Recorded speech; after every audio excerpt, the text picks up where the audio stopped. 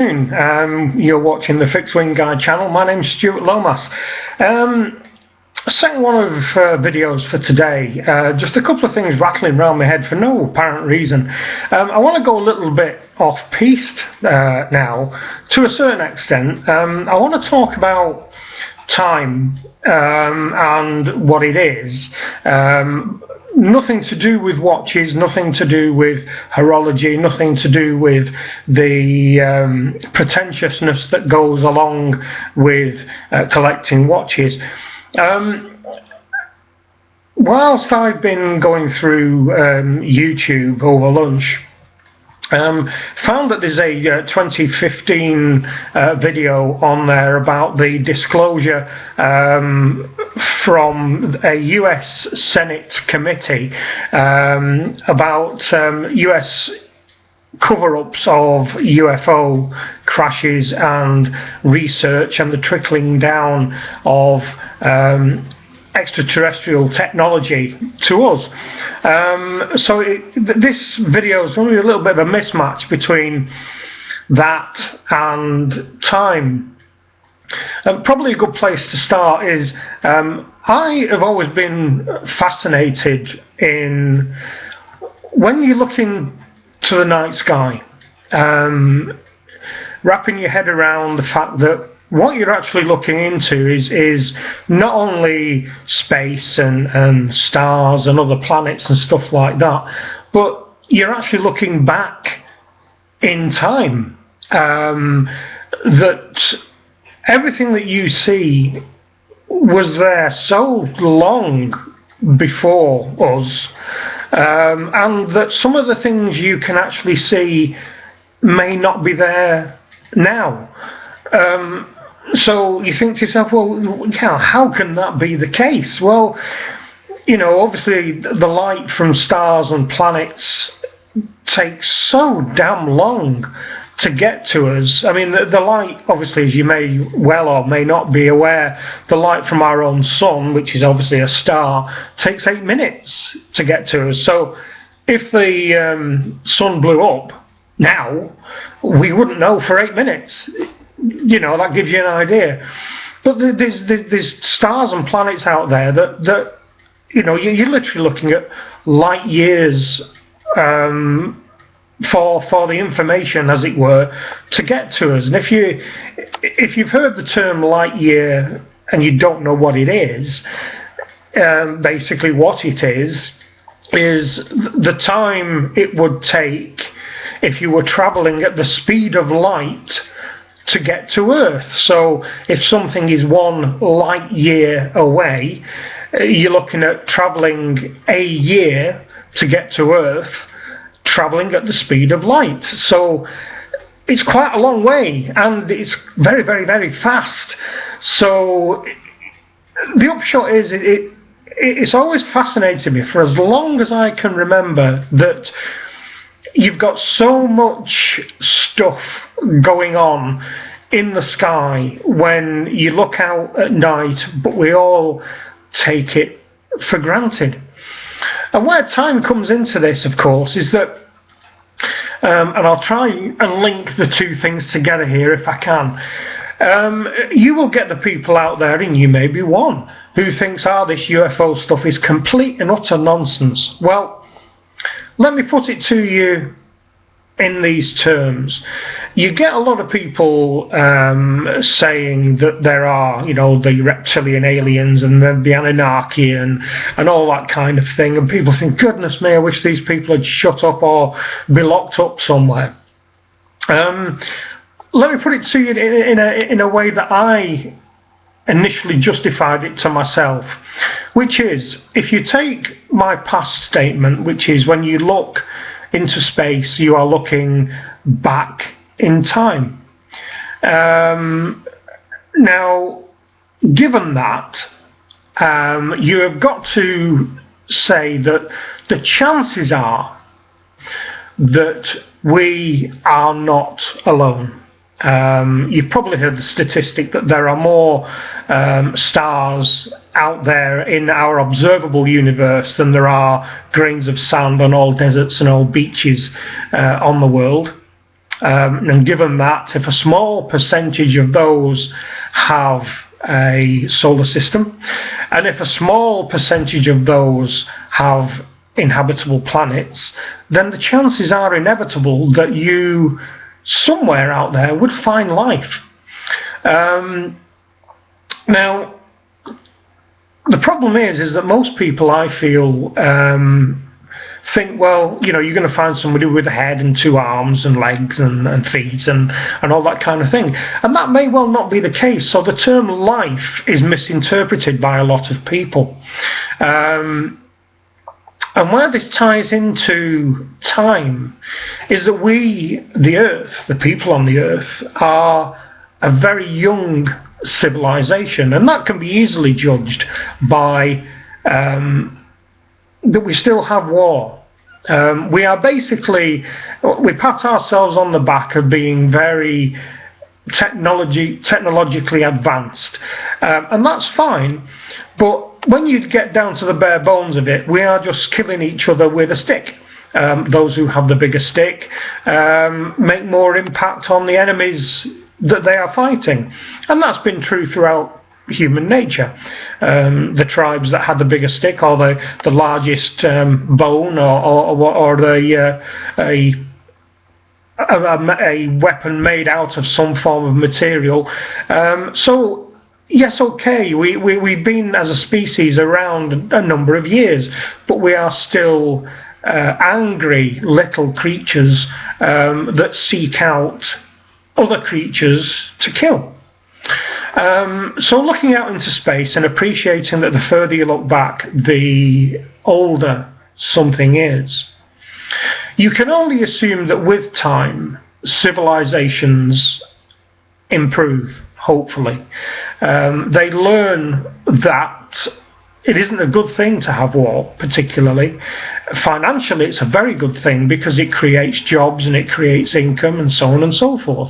And after a good war, there's always a boom in employment and earnings. But is that enough to have war? No, I don't think so, but I'm going to leave that there. So looking out there, you see all these stars shining away quite nicely. And you can only assume, if you accept my opinion, that people who've been on a planet for tens or hundreds of thousands of years more than us must have evolved. And with evolving and with military might comes the development of technologies which can be used by the normal man or by military forces or scientific forces. So my accepted theory on this, for me, is that part of that will be they will have got to the point where they have, for want of a better phrase, flying saucers. You know, we had the days, and note I say had, where we developed a passenger aircraft that could travel twice the speed of sound. Now, those days have gone, sadly, but I'm sure we'll get to the point where they will come back again. And I'm sure we will get to the point where, even though scientists seem to think that it is only possible to accelerate a particle to 99.999% of the speed of light, I think they're wrong. And this is the reason I think they're wrong. Up until, you know, about 500 years ago, the fastest thing that you had was your horse. And then as time went on, you know, you could harness horsepower, have more than one horse. We then, of course, with old David Trevithick, he made the steam engine. Then we got trains. People then, experts then said that if you travelled over 30 miles an hour, you would suffocate. Then people said, oh, well, you know, we can start building planes, and planes got faster and faster. And then people said, oh, well, you're never going to develop anything that's going to go faster than the speed of sound. Of course we did. And it is my belief that at some point somebody will develop something which will travel faster than light. Now, given that my belief is that about us, if there are species out there who are far older than us, they no doubt will have gone through the same developmental stages as we have, and therefore there is no reason why they could not have made an engine or something like that which would be able to travel multiples of sea. So time, to me, is not about potentially something that we live by. It is something that exists because of how the universe has developed over many years. And this is a key thing where scientists are struggling a little bit, because they see all this and don't underpin the likelihood that we are a very, very small part of all that, and the cosmos itself is strewn with people who are far more developed, more educated, more technologically advanced than we are. We are able to do what we can do at this point in time, and if people are able to travel multiple times faster than light, why, once you can do that, is it not possible that they could travel both forwards and backwards in time? And who knows whether in fact that's what they're doing and what they have been doing for many, many millennia. And it's my view that a lot of our technological advances are due to alien input. It is either that, or you believe in one singular power, a god, if you will, who has given us a planet that just happens to have all the materials we would ever need to allow us to discover the different things that we can make. Now, I'm sure Christians would say to me, of course he has, that's exactly what he's done. My view is that we are a young species, and that people out there who are interested in our development, because of the fact that something else I'll make a video about is because of the fact that my theory is that people have been looking for a missing link for a long time in our development. My opinion is there isn't one, and I will go on to explain that in another video. But UFOs travelling through time, other people travelling through time. Time is a material. Yes, I know that horologically people want to say it's something that is just measured, and it is something that denotes what we do, when we do it, and how long we do it for.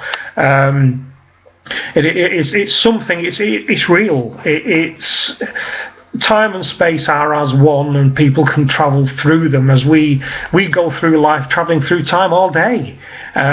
We travel through linear time. So it is obviously possible. So if you can travel one way through time, surely you can travel other ways through time.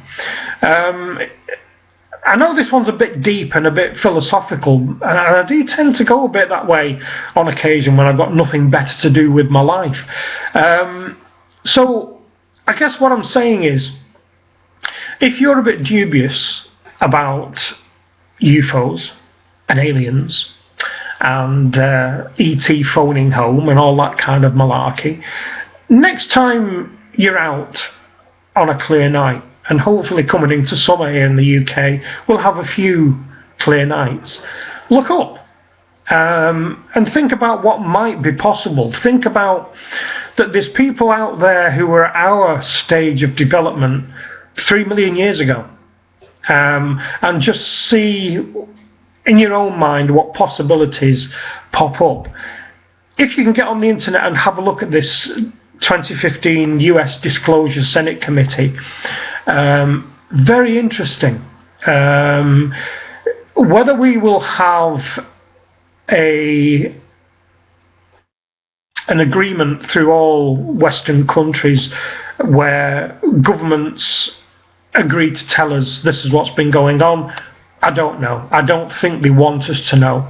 But It is something that I think is important for us to know, that we're not alone. If we were alone, the universe is a hell of a big waste of space. It's something that fascinates me. It's something that I would love to get into a discussion with a cosmologist, somebody like, you know, Brian Cox or Jim Al-Khalili, who's a theoretical physicist, on a non-scientific basis. It's fascinated me for as long as I can remember. It continues to fascinate me. It's something that is real, which is undeniable. And if you think I'm talking nonsense, then give me your points of view. Do a reply video. Why not? It is a big subject and too big for, you know, the kind of videos I do here, but it's something that I find very important. And I think if somebody realised, if all the major powers accepted it and realised that we are a very, very small fish in a very, very large pond, and the damage that people could do to us, other civilizations could do to us if they really wished. And then that springs the question up, of course, why haven't they? We cannot be a massive threat to anybody else, and our other civilizations actually helping us without us knowing. Look at the Sumerian tablets, for instance, with pictures of what can only be described as aircraft, spaceships, a painting of the Madonna and Child, for instance, which is very famous. If you look in the top right hand corner of that picture, there is something, a silver disc in the sky. What's that about? You know, it's a wonderful world of mystery, and I think it's very important that you look at it, you take yourself away from the normal humdrum nonsense of the world to ponder about how wonderful time is, how long it's been around. And I know that's a bit of a cliche, but you know, did time really just start at the Big Bang? Did measurement of time only start when we had sundials? Did the importance of time only really happen with the invention of Thomas Earnshaw and the chronometer? You know, is it only important for us to know how long we've got on a parking meter? And if it is that academic, if it's that unimportant, why is it such a fascination? I'm going to sign off now, because I could stay with this forever, and as this is only a one-way thing, it's quite tricky. But let me know your thoughts. Let me know your feelings on, are we alone? Is time a nonsense? Is, you know, are we seeing multiple layers of time, ages, millennia of time as we look up at the night sky? Drop them down below. If you've come across any videos that are interesting, that you can't explain, let me know.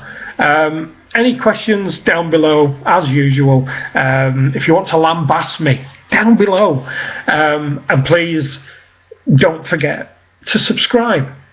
Thanks a lot for listening to this particular nonsense, because I know a lot of you will think this is nonsense. But anyway, that's me signing off for this one. Maybe more today, not too sure. I'll speak to you soon. Bye bye.